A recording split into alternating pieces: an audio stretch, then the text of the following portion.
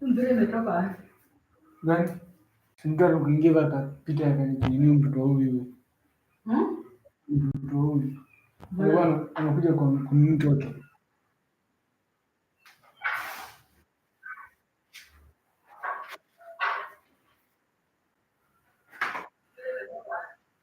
Sawa. Uliona?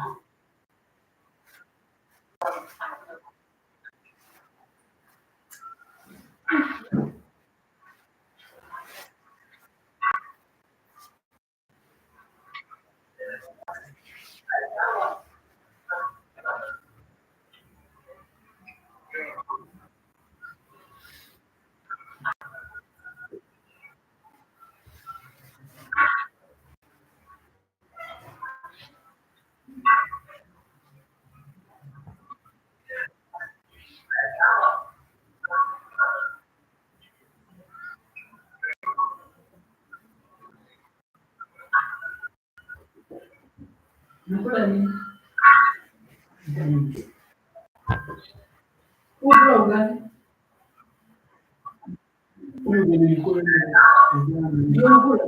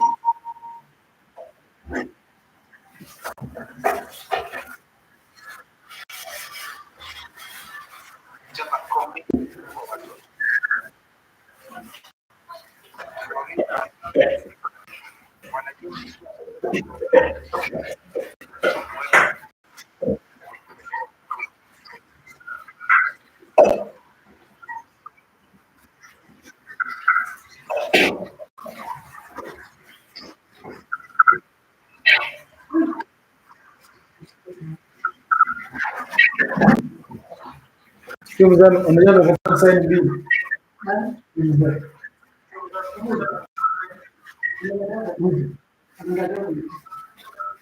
Sana dress the method za kumi. Ana dress the method za kumi. Accent ni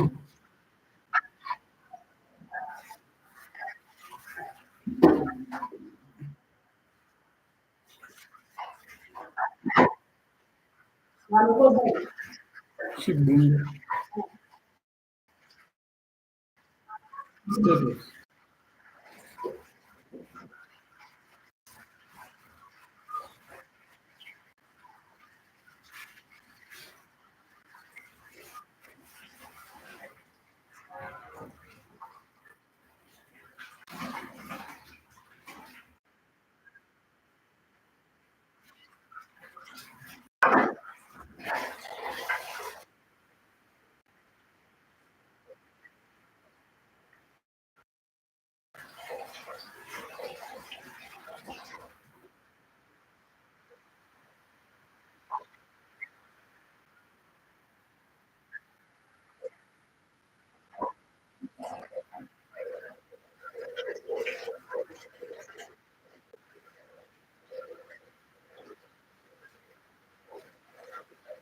Kuanzia kesho mimi nasubiri daktari. Sasa umeniambia ule msichana huyu jaji na fulani ameniambia niende kwa hospitali kesho. Sasa unipeleke. Alafu Sasa ni wale watatengeneza nini gani?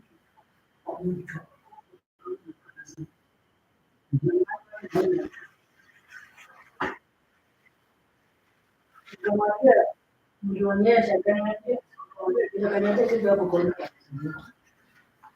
Kumwambia brother ya kawaida. Leo nani? Ukaniambia polisi adili.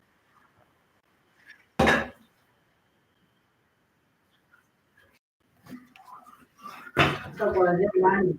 Na vingine kidogo tu.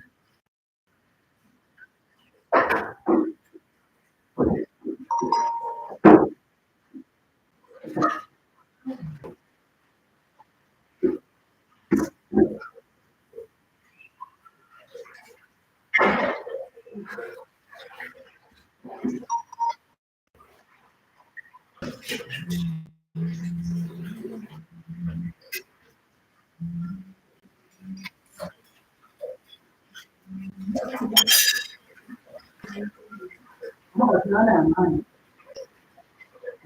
Ana amani.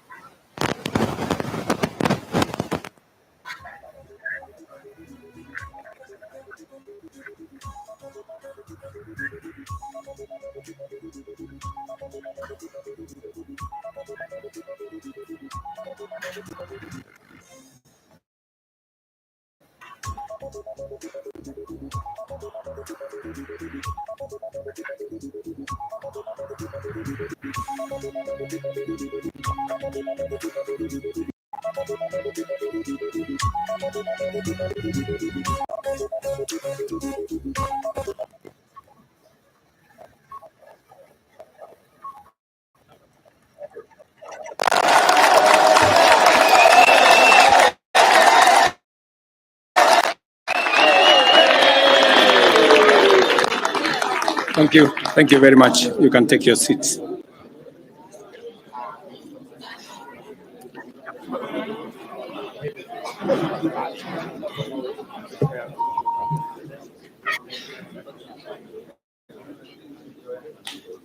When I assumed office 20 months ago, our country was facing tremendous economic challenges, escalating cost of essential household commodities, high fuel prices, rapid depreciation of the Kenya shilling, and spiraling public debt were threatening to ground our economy.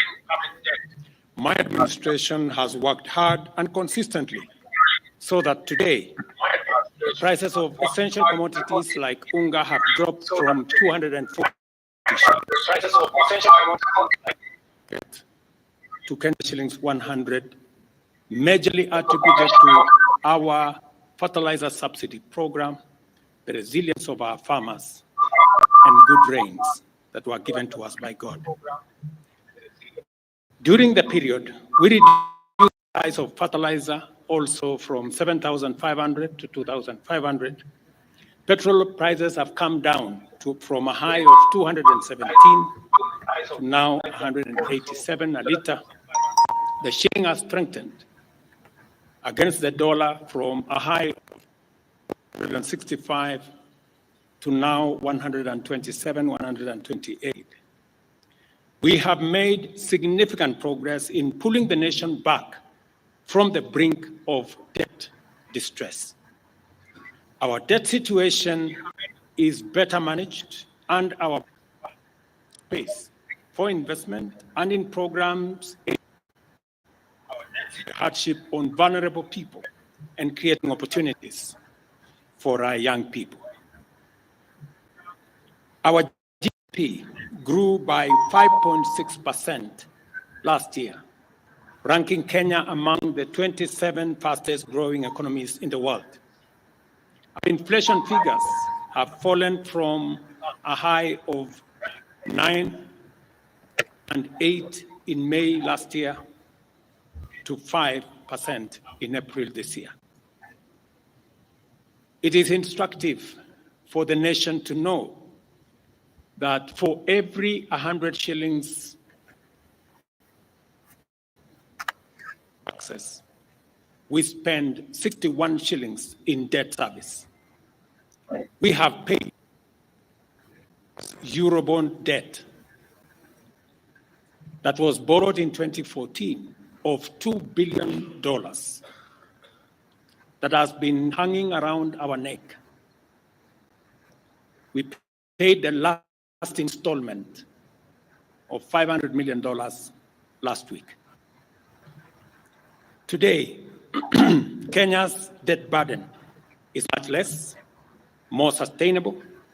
We are on course to redeem our country from the discomfort of debt and assert our sovereignty. Early this year, Treasury had proposed a budget of 4.18 trillion. I did direct that it be reduced by 200 billion to come down to 3.99 trillion.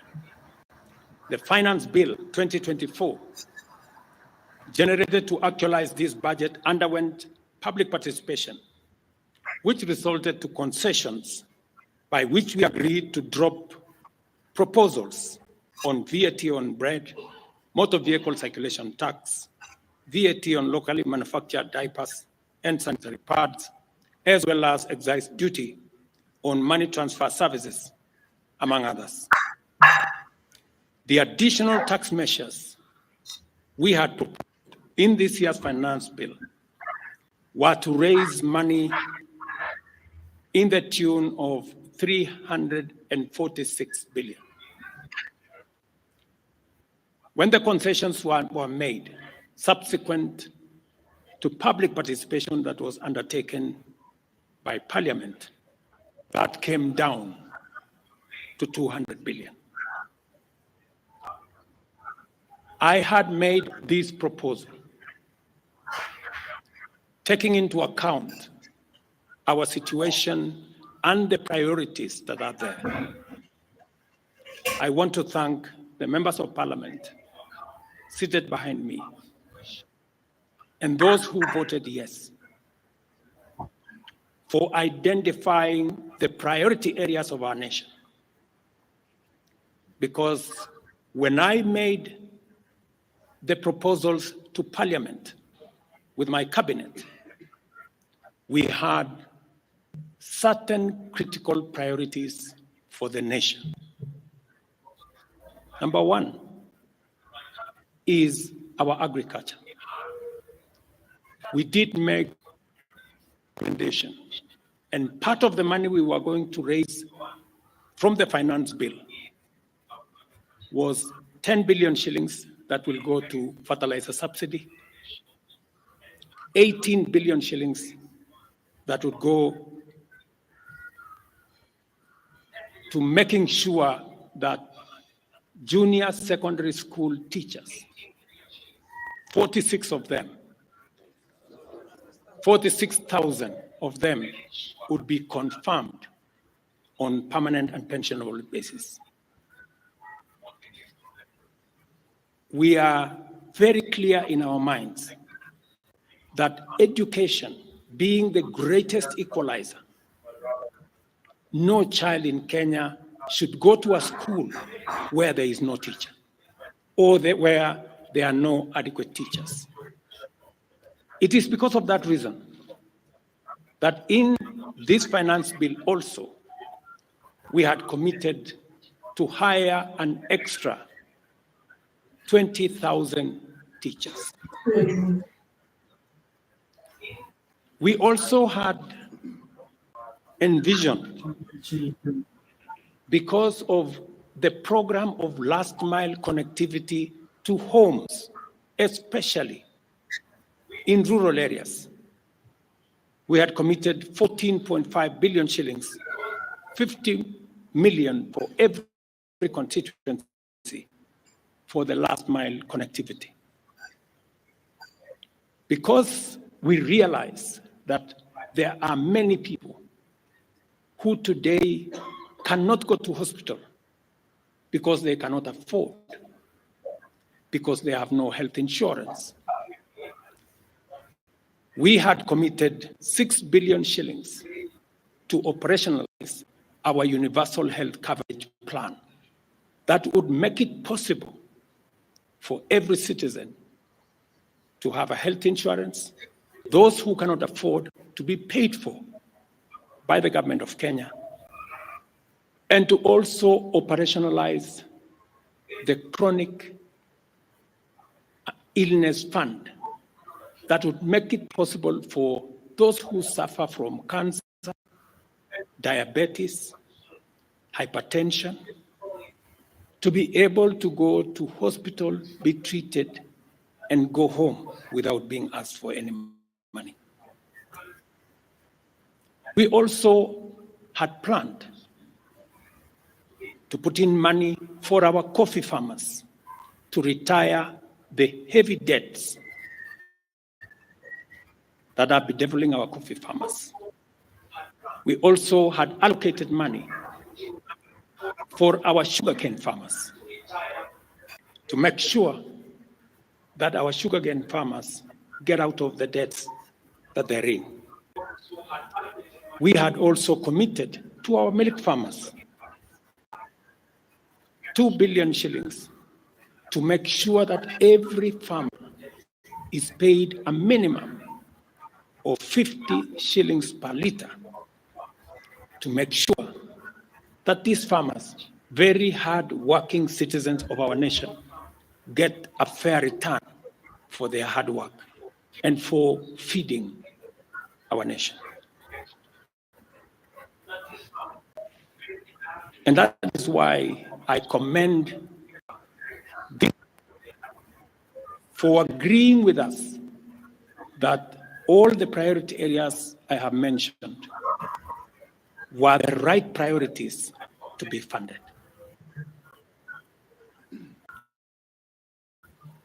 And by so doing, they supported the proposal to incorporate also the views of the people. These members of parliament came back to us after they went to listen to the people of Kenya. And they came back and reduced the budget on their own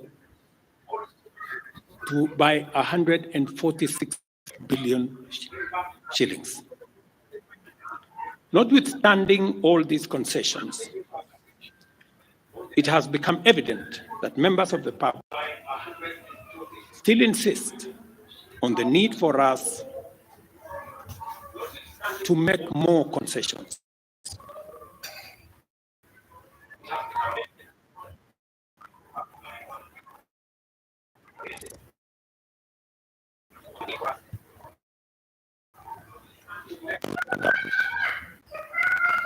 But I also lead people. And the people have spoken. I am grateful to all the members of the National Assembly who voted yesterday affirmatively for the Finance Bill 2024 as amended on the floor of the House to incorporate the views generated through public participation.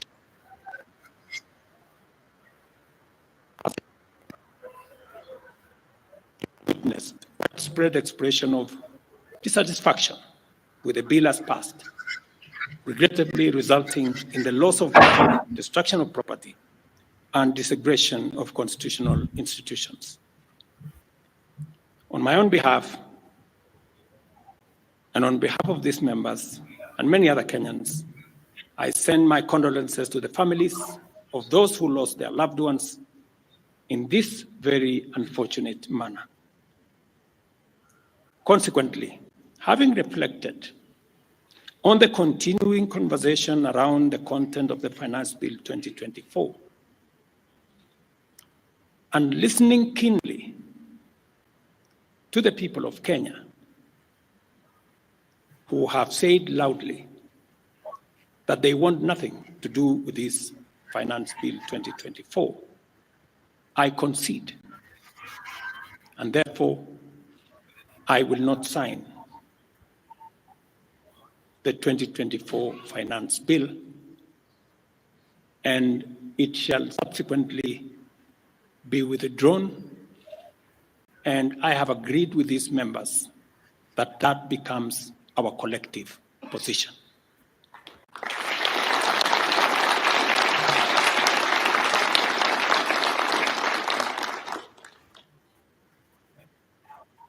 Accordingly,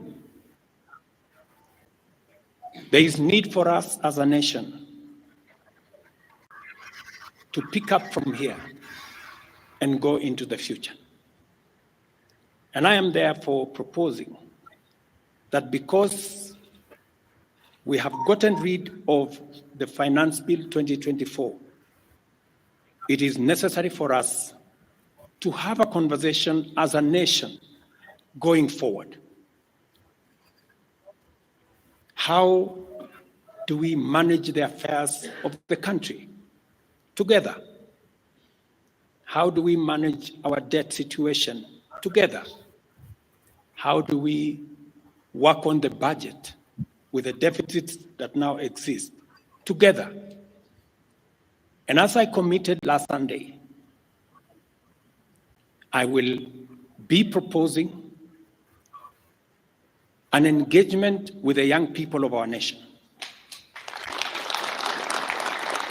our sons and daughters, for us to listen to them. As I said on Sunday, listen to their views, listen to their proposals, their ideas, their concerns, and what they think we should do better as we go forward. I am also recommending a multi-sectoral, bipartisan, multi-stakeholder engagement from civil society, religious organizations, professional bodies, for us as a nation to speak to the future of our country, again, together.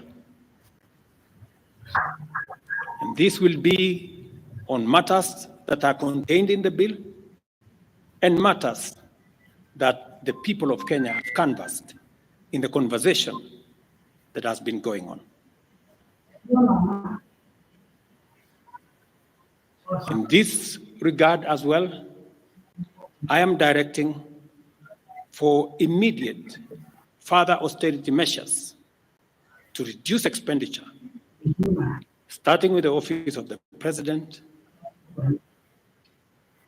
the entire presidency, and extending to the entire executive arm of government. Operational expenditure in the presidency be reduced to remove allocations for the confidential fort, reduce travel, hospitality, purchase of motor vehicles, renovations, and other expenditures. This will cover the entire presidency and also the executive arm of government. I also propose that equally, Parliament and county governments, working with the National Treasury, also undertake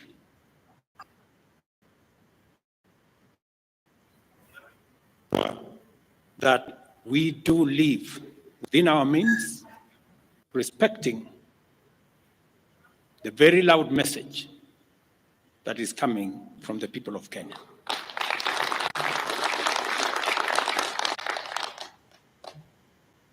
And let me confirm that I have discussed with many stakeholders I will be meeting some of them shortly after this meeting on charting a way forward that makes sure that we carry the whole nation in this very important journey as we go into the future as a country. Let me also confirm that as we deal with austerity, the loud message on dealing firmly, decisively, and expeditiously with corruption is a matter that we have discussed and we have agreed that it will take the front burner as we go into the future. We will continue to do this and carry out this very important conversation.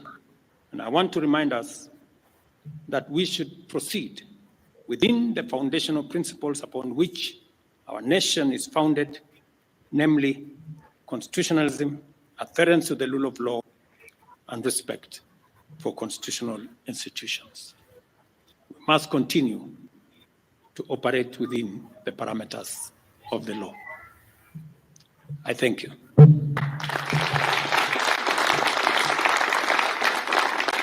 I will take a few questions, 3 questions to be specific. Thank you, Your Excellency. And the first question will start with Elizabeth Mutuku from TV47. Good evening. My question is on young leaders from the Gen Z generation who were abducted yesterday and the day before yesterday. What happens to that? Second, there were young people who were killed during the demonstrations. What do you speak of that as the head of state? Thirdly, how do we move forward on the budget cuts, especially now that you've said that we're going to have austerity measures, yes, but how then do we secure development? Thank you very much. Please. No, it's okay. So I have said young people, 6 to be exact, 6 people yesterday lost their lives. Very unfortunately, they shouldn't have lost their lives. And I have said it is a very unfortunate situation. I wish that would not have happened.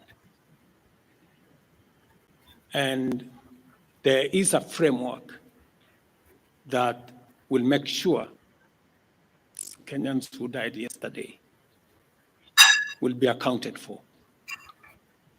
Number 2, I did promise the country that there will be no extrajudicial killing. And ever since I came into office, there is not one incident of extrajudicial killing. What you said about abduction are statements that were attributed to some of our civil society groups, but all the people they mentioned have since been found in police custody, and those that were already processed were already released. On the matter of development that you have said, minus the finance bill, it means that some of the development programs amounting to 200 billion shillings, we will have to cut down, to delay them. They will have to wait, some of them, for next year. We will try it again. We will try next year to find some money. Some of them we will have to cancel because that's the nature of things. And it is because the people of Kenya have spoken loudly that they want a leaner budget for us as a country.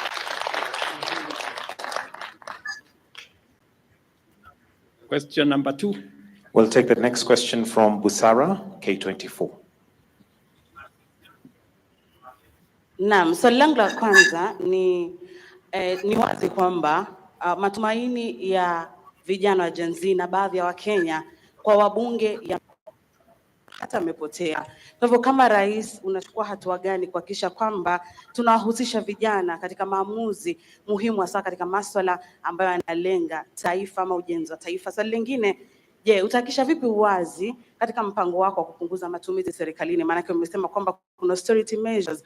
Je, kutakuwa na transparency? Na swali la mwisho, ningependa kujua kama pengine kutakuwa na fidia kwa wale ambao walifariki ama hususan kwa familia kwa wale ambao walifariki hapo jana, na je, serikali itasimamia malipo kutokana na majeraha jana? Asante. Thank you very much. About 214 Kenyans were involved in various skirmishes and many to hospital. 95 of them were treated and released.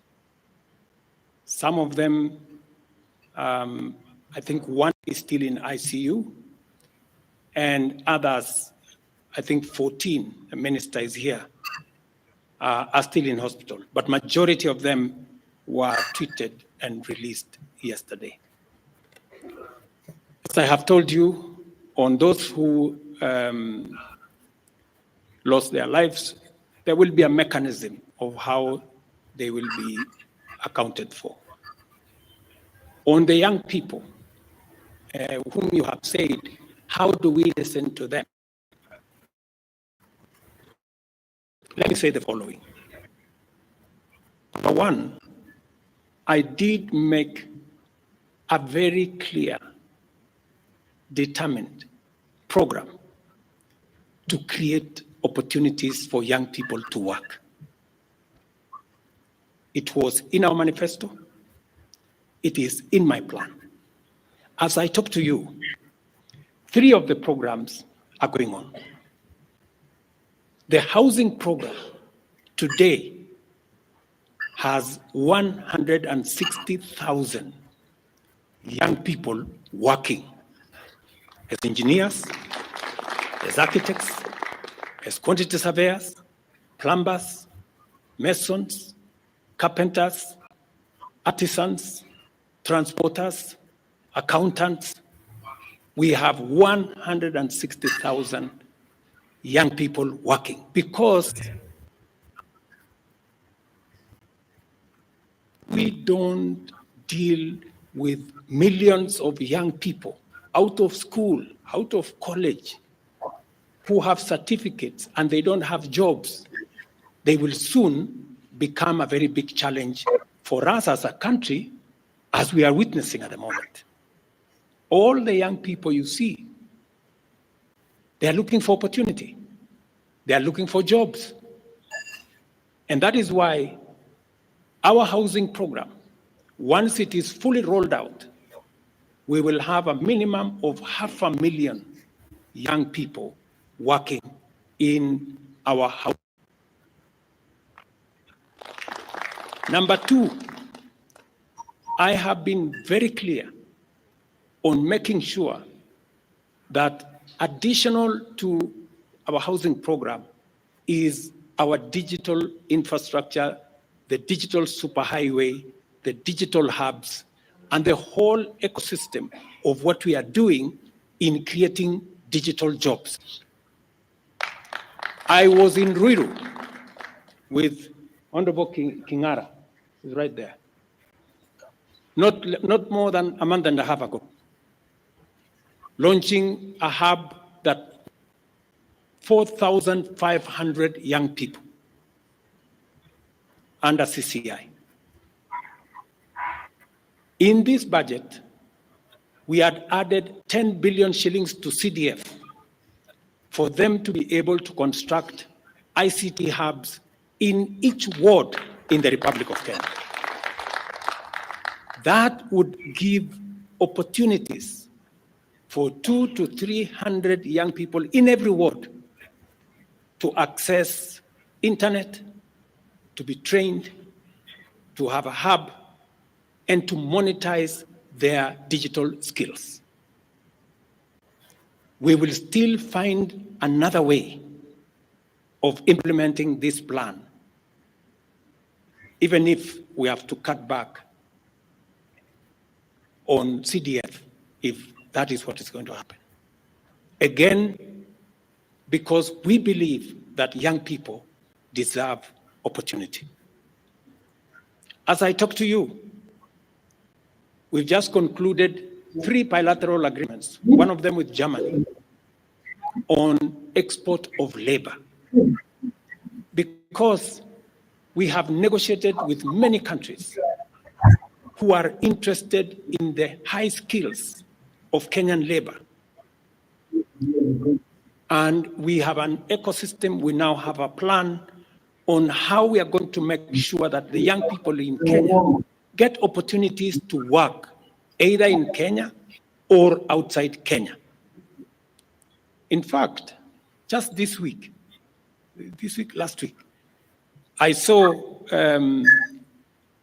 on the headlines of one of the dailies, there was a gentleman from my village. He was put on the headline. And he said he operated from where I used to operate selling chicken. That's why they put him in the headline. And his complaint was, you see, the president has not done well because in this village, many people are going to look for jobs outside Kenya. That gentleman did not know that those people in our village that have gone to Saudi Arabia or UAE, I am the one who supported the program for them to go as part of the export of labor. So he thought that those people were going away because there were no jobs in Kenya. But it is part of this plan I have kept on talking about, because I think it was called Misoy or somebody. If you go and check the headline, I think of last week, Thursday or Friday, he was there. He didn't know, the good young man, that I think we have almost 500 or 400 and something people around that village that have actually gotten jobs outside Kenya. And they are changing that village. And that is actually an admission by that gentleman that our plan on export of labor is working. And number two, that when we committed ourselves to making sure that we create opportunities for young people to work, we meant it. So we have a program on housing, we have a program on digital jobs, we have a program on export of labor, we have a program on the whole manufacturing sector. Let me give you another example. Now I'm talking this as a leader. We deliberately, last year, said we cannot continue to import products that we can manufacture in Kenya. One of them was clinker, cement, furniture, steel. What has happened the last 1 year? Very many, in fact, 5 to be specific, companies have sought licenses in Kenya to do clinker, to do cement. And last year, because of what we did, we reduced the import of clinker by 95%. We saved foreign exchange, we created jobs locally. I was in West Pokot with my minister for, I'm sure the members of West Pokot, they are here. They were there with me in West Pokot, opening a clinker factory that now hires 2,500 young Kenyans, with another almost 2,000 as drivers, support staff, a big market now in West Pokot. Expanding manufacturing in Kenya is the right thing. And it is the reason why some of our policy interventions on matters like imported stuff that are being manufactured in Kenya. For example, we have said substandard, low quality imported sanitary pads from China and other places. How can they come into Kenya when we have 10 companies in Kenya hiring Kenyan young people? How can all the products that we are manufacturing locally, we must protect our local industries so that they create jobs locally, so that they create opportunities locally. In this finance bill, you will also see that we have imposed duty on potatoes from Europe. Surely, how can we continue importing potatoes from Europe? And we have farmers right here in Kirinyaga. We have farmers right here in Nyandarua, in Molo, in Timau. How can we justify? How can anybody take offense that we have imposed duty on imported farmers? Every country does that. Every country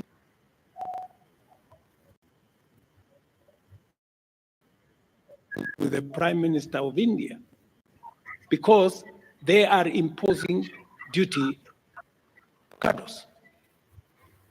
I was in Korea negotiating with the government of Korea because they are imposing duty on our tea, on our coffee, and on our macadamia, including our avocados. Every country does that to protect, unless there is a mutual agreement. So these are amongst the things we are doing to make sure that we grow our local manufacturing, create local jobs, create local wealth. That is how we are going to move forward as a country. We cannot continue to be a supermarket for other people's factories. It is important that we also produce our own products. Our young people can produce products in Kenya which are of high quality, which are of international standard, and we can do that. So I just wanted to clarify this point because it is addressing the young people of our country. And I am looking forward to a conversation with the young people of this nation to explain to the opportunity that they have and need to do. What can we do better? And how can we move the country forward together? Thank you very much. Thank you, Excellency. That marks the end of the question session. Thank you very much, Your Excellency.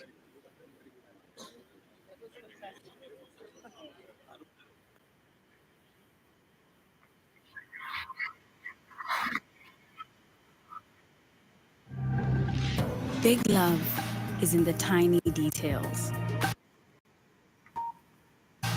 Every second, every look, every stitch.